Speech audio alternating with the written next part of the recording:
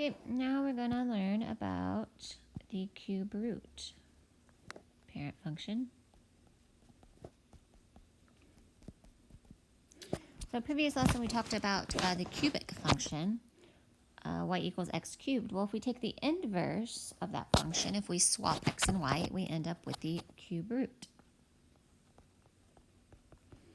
So let's look at the graph of our cube root. So basic equation, again, it's the inverse of our cubic. So cube root x. So let's look at the graph. Let's graph a couple of points so that we see what the basic shape of the graph is, and we can define some key attributes. Well, since I need to take the cube root, let's pick some easy numbers that we can actually cube root, okay? So we need numbers that are cubes. So I'm going to plug in, let's do -8, -1, 0, 1, and 8. So if we look at -8, what's the cube root of -8? What number can I multiply 3 times to get -8? And that's going to be -2. So we can graph that point, -8, 1, 2, 3, 4, 5, 6, 7, 8. Got to extend my graph. And we get -8, -2. Cube root of -1 is just going to be -1. Cube root of 0 is 0.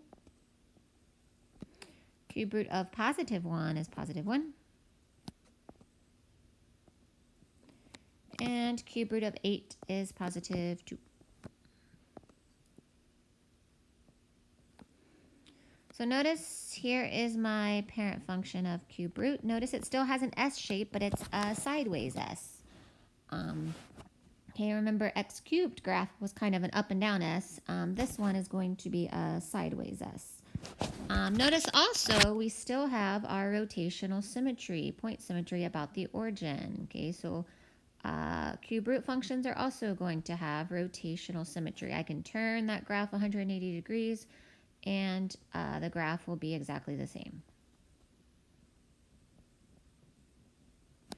So let's look at key attributes. Domain. Do I have any restrictions on domain? Notice I can plug in any positive x, I can plug in any negative x. So domain is just like the cubic function, all real numbers. So -infinity to infinity. Now what about the range? The range again is exactly the same. I have no restrictions. I can get positive outputs, I can get negative outputs.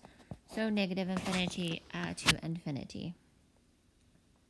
And again, for the parent function, the x and the y-intercept is the origin. But of course, if we apply transformations, move that up, down, left, right, that could change. So let's do some examples of identifying the different transformations from our cubic functions. So what if I don't have plain Jane parent function? What if I have a pizzazzed up function? What if I have -2 cube root x plus 4? How is this graph gonna look differently from the parent function? Well, our transformation rules still apply. Notice, let's start here. I have a +4 under the radical. So under the radical means inside. Inside, think opposite. So +4 really means we're going to be moving left 4. Notice I have a negative on the outside. A negative being multiplied is always a reflection over the x.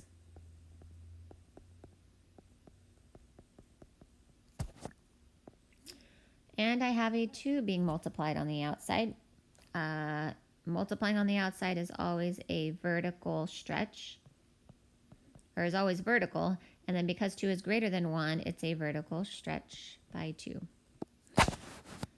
So think about graphically, what's that going to look like? And we can draw a quick sketch. You can also graph it on your calculator if needed. So, but if we draw a quick sketch of the graph, I would start with our translation of left 4. So typically we start at 0, 0. But because I'm moving it left 4, that means that I'm going to not be intersecting at the origin. I'm going to be intersecting at -4, 0. And this one's a little tricky because we are reflecting it over the x. So typically our graph would be going over to up to the right, but because we're reflecting it over the x, it's going to be going the other way. So this one, if you want to graph it on your calculator to find exactly what it will look like, that's fine. Our vertical stretch, think about it. If you vertically stretch yourself, you're going to get tall or skinnier. So some key points, it will actually go through 0, -3. But our reflection over the x is going to make it go up this way, and it will S down this way. So definitely a rough sketch. You can graph it on your calculator if you want it exact. But notice, key attributes. Did our domain range change at all? No, unless we have a real world problem. So domain is still -infinity to infinity. Range is still -infinity to infinity. But notice our x and our y intercepts did change. Okay, our x-intercept is -4, our y-intercept is 0, -3. But transformation rules, they don't change, they stay the same. So let's try another one. What about y equals cube root x minus 2 plus 1?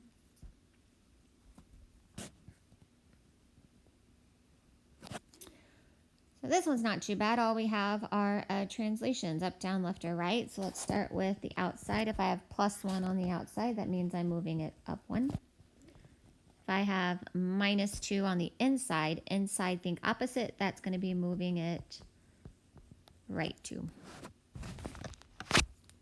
So this one's not too hard to sketch out. If we draw a rough sketch, typically I start at 0, 0, but I'm moving it right 2 and I'm moving it up 1. So my point of rotation is going to be at 2, 1. And we're not stretching, compressing, we're not reflecting it. So it's just going to be going up 1 this way and go down that way. So you can, again, graph it on your calculator. Oh, moving my graph. Again, you can graph it on your